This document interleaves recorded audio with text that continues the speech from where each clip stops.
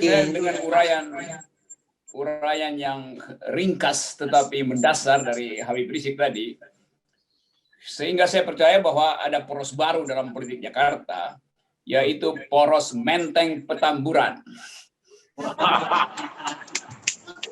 Ada kami di Menteng, ada Habib Rizik di Petamburan. Dan poros ini adalah poros pikiran, poros moral, poros akhlak. Jadi bagaimana mungkin menurunkan poros pikiran, poros moral, poros akhlak? Siapa yang mau memanjat pikiran? Siapa yang mau memanjat akhlak? Siapa yang mau memanjat moral? Itu pasti jatuh tuh. Jadi nggak mungkin baliho pikiran, baliho moral, baliho akhlak itu diturunkan, nggak bisa itu. Itu akan tergelincir mereka yang berupaya untuk menurunkan baliho moral, akhlak dan pikiran. Nah, soal Syahganda ini teman saya yang udah berabad-abad mendebat, mendiskusi, dan teman berkelakuan buruk sebetulnya. Karena selain urusan baik, Syahganda juga bagian dari sejarah gerakan mahasiswa yang berupaya terus untuk bertahan dan tidak bisa didamaikan oleh kekuasaan. Satu waktu di sekitar tahun 90 itu ITB digoyang oleh demo besar menolak kehadiran wakil pemerintah waktu itu Rudini. Dan Syahganda ditangkap di situ lalu masuk penjara bersama-sama temannya yang sekarang ada di kekuasaan, Fajrul Rahman. Di situ ada Denci, kita panggil Denci, Jumhur Hidayat.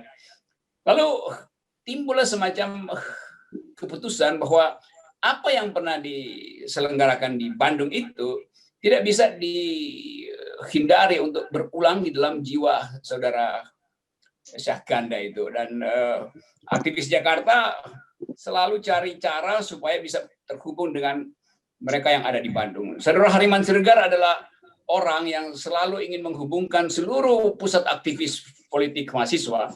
Karena kita ambil semacam risiko untuk berhadapan dengan kekuasaan. Nah, hari ini buku itu diterbitkan. Dan kita bisa bayangkan apa isi buku itu, yaitu pikiran. Nah, sekarang kalau pikiran itu diucapkan melalui buku, maka tidak ada orang yang bisa menghalangi pikiran itu beredar. Syahganda ada di dalam penjara, saya masih curi-curi webinar, video call dengan dia. Kemarin saya masih ngomong dengan Syahganda, saya ada di Medan.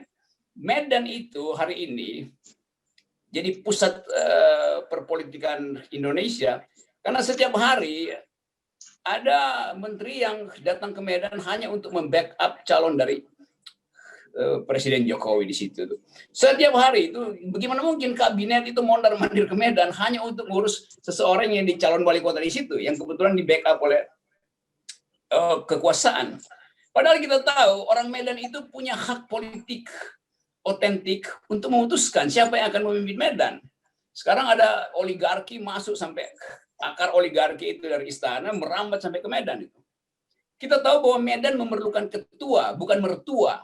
Jadi soal-soal semacam ini yang mesti kita berantas, yaitu bahwa pikiran itu harus dibebaskan dari intervensi politik. Dan bukunya Syahganda itu memang dimaksudkan untuk mengingatkan bahwa Indonesia pernah diterbitkan oleh pikiran bagus. Seluruh pemimpin republik di awal itu orang yang doyan berdebat.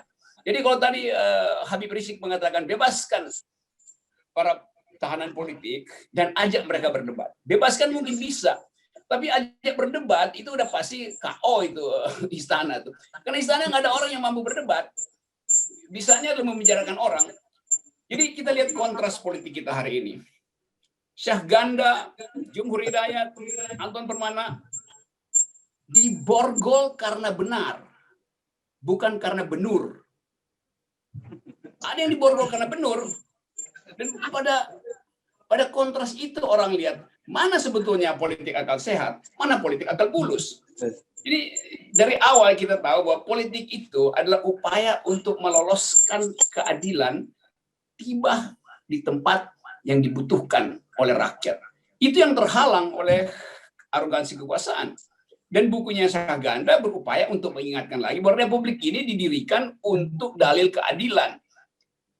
Nah, kehidupan kita hari ini dibikin bodoh, dibikin dungu karena arogansi kekuasaan yang anti pikiran. Ini rejim yang betul anti pikiran. Kalau orang nggak anti pikiran, ngapain ada undang-undang ITE itu? Jadi rejim yang anti pikiran selalu ingin mengendalikan perubahan yang sebetulnya bisa diawasi dengan perdebatan tadi.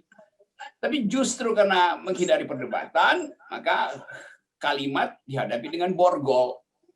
WA saudara Jumhur dihadapi dengan pidana, kan ngaco tuh. Jadi sekali lagi saya kira kita ada di dalam keadaan sekarang, tapi saya percaya bahwa apa yang sedang dilakukan oleh saudara Jumhur, saudara Syahganda dan Anton Permana tidak mungkin lagi dihalangi oleh kekuasaan yang sedang retak itu. Kita mengamati dari hari ke hari, isi kekuasaan itu adalah saling amputasi itu. Menteri yang satu bersiap-siap untuk masuk dalam politik 2024, karena itu mulai berupaya untuk mengumpulkan relawan, mengumpulkan upeti, mengumpulkan dana macam-macam untuk persiapan itu. Jadi sekali lagi saya ingin mengingatkan satu quote dari Albert Camus, filsuf politik Prancis yang berasal dari Aljazair. Dia bilang begini, freedom is not a gift from a state or a leader, but the possession to be won every day by the effort of each and the union of all. Kira-kira terjemahan bahasa Bataknya bunyinya begini, kebebasan itu, kemerdekaan itu bukan hadiah dari negara atau dari pemimpin, tetapi hak yang harus diperjuangkan setiap hari oleh setiap orang dan dengan persatuan kita semua. Jadi semangat itu yang terbaca di dalam buku Pemikiran Sang Revolusioner, yaitu keinginan untuk terus-menerus bertarung dalam pikiran. Nah itu sebetulnya yang jadi inti dari buku itu, dan kita hari ini diikat bersama oleh keyakinan itu bahwa perjalanan Republik harus dikembalikan pada fungsi akal, bukan pada fungsi korupsi, bukan pada fungsi macam-macam transaksi. Tapi sekali lagi kita ingat bahwa negeri ini didirikan oleh mereka yang berpikir. Karena itu pikiran adalah hak utama manusia untuk menghasilkan kemerdekaan. Sekali lagi terima kasih, karena ini sore yang bisa jadi momentum untuk mengulangi sejarah, bukan karena kita benci pada kekuasaan, tapi kita ingin agar supaya negeri ini hidup di dalam kemerdekaan pikiran. Saya kira itu poin saya. Terima kasih.